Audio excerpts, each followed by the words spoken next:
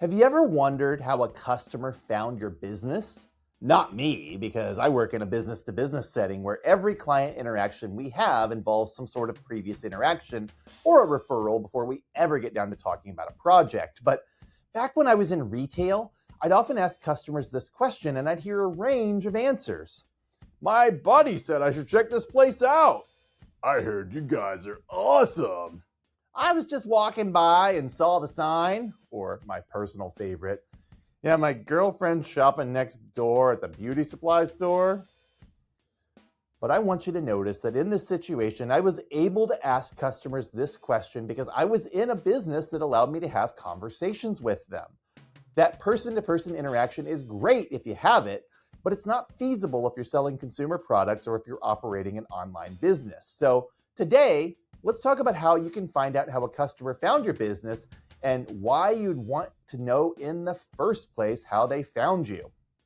I'm Sean in St. Louis, and this is the Marketing Gateway.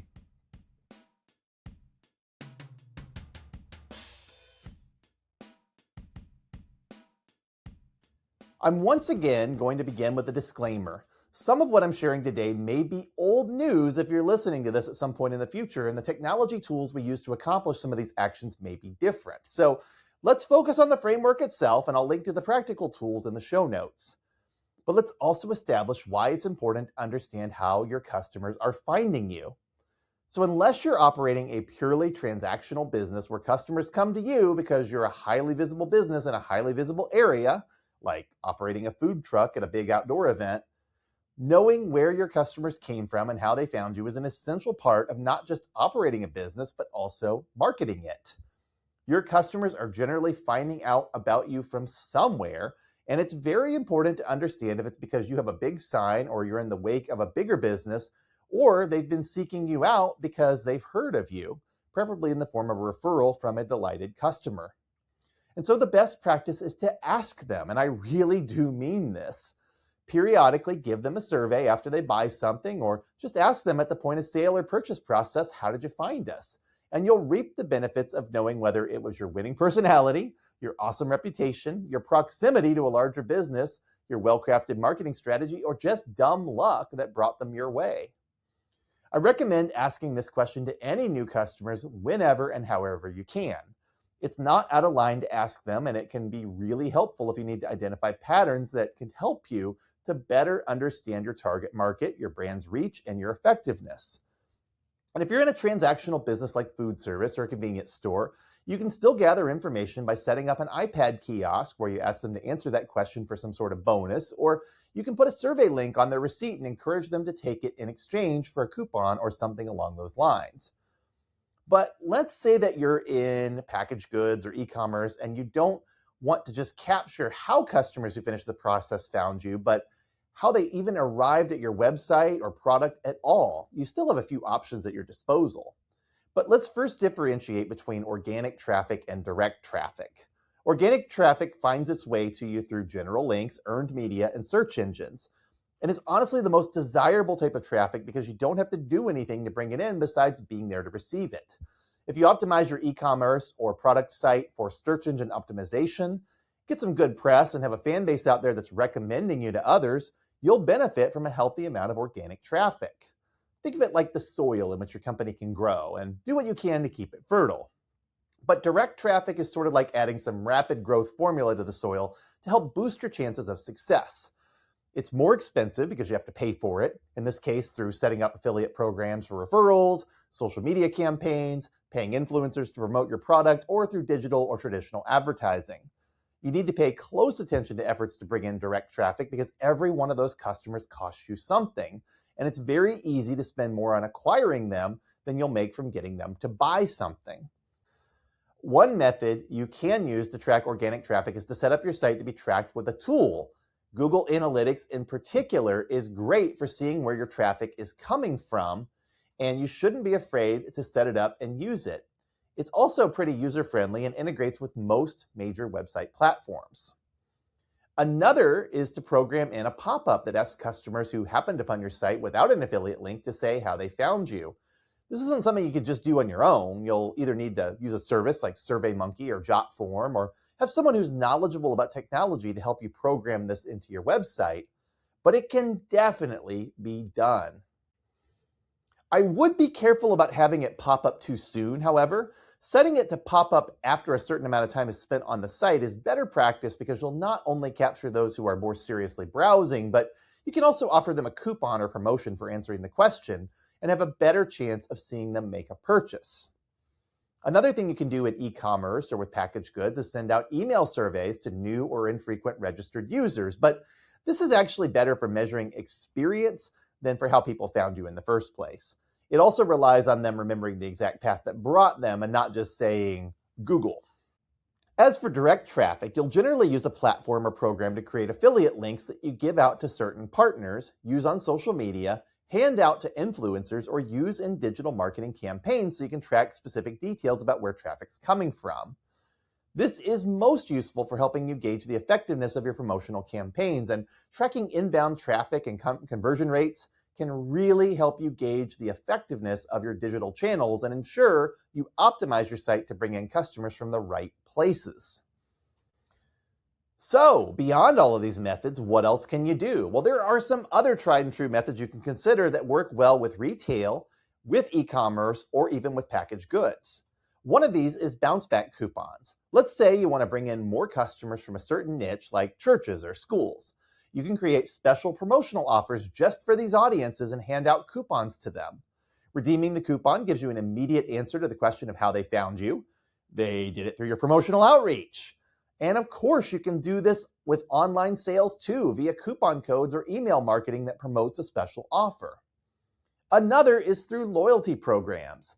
I'm not a fan of loyalty programs as a general rule because I'm not persuaded that they work for most businesses anymore. And I think you're almost always better off giving your most identifiable customer special offers rather than cutting into your margins with general purpose loyalty discounts for people who may have only shopped with you a few times. Tuning loyalty programs requires a lot of thought and care, but getting people to sign up for loyalty programs does have its advantages. And one of those is that you can ask them questions about how they found you and what their interests are as they sign up, so you can tailor your future marketing outreach towards them. One final idea is in offering next time deals to current customers and identifying new or lapsed customers by their lack of redemption of those offers. So for example, retail stores like Hot Topic, Box Lunch, and Kohl's offer promotional spending dollars towards future purchases that have to be redeemed within a certain time frame. These deals often are available for multi-channel shopping as well, so customers can use them on the website or in the store. When these are redeemed, you know you're dealing with a regular customer. And those offers are even trackable to help link transactions so you can develop a customer lifetime journey profile using customer journey analytics.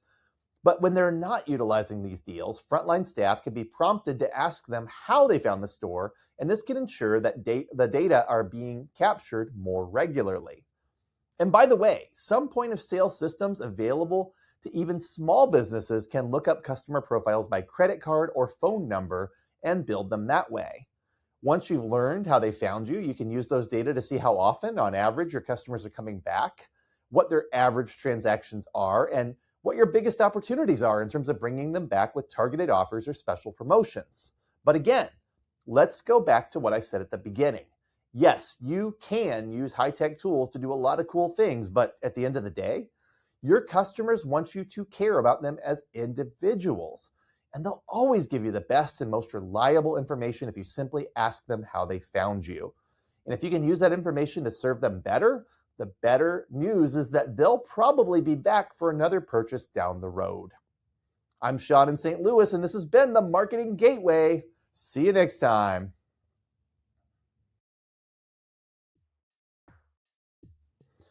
This month, it's National Donate Life Month, and so I want to encourage you to consider registering to be an organ donor.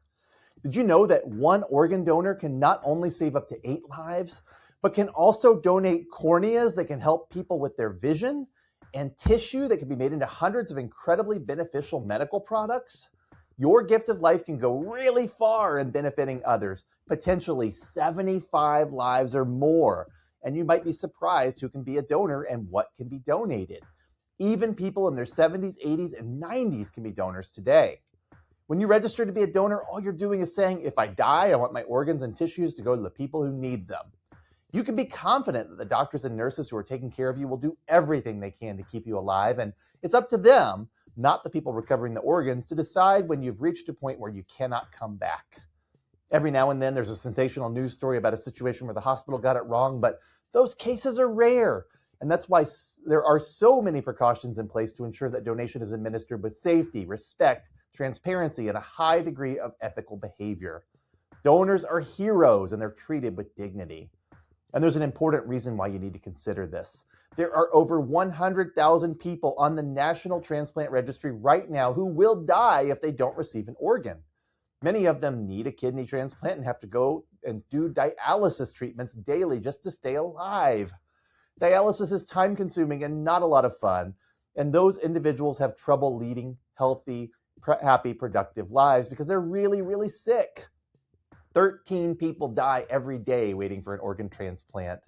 So imagine there's a mom out there who needs a second chance to take care of her kids, or a new grandfather who wants to see his grandkids grow up, or a child who wants to have a chance at leading a full life, or a newlywed who hasn't had a chance to settle down and start a family yet. All of these sorts of people, and more just like them, are on the waiting list now, and they need your help. I personally know many of the hardworking professionals who get those donated gifts to the people in need, and let me tell you, I'm always amazed by their passion, their professionalism, and their dedication to caring for donors and their families. So please visit donatelife.net and click on Register to be a Donor. If you're willing to read up on the resources to learn more, feel free. And if you're not ready to register but still want to be a donor, please tell your family and friends so that if they have to make the decision for you, they will know your wishes. And you won't be alone. 90% of Americans support organ donation.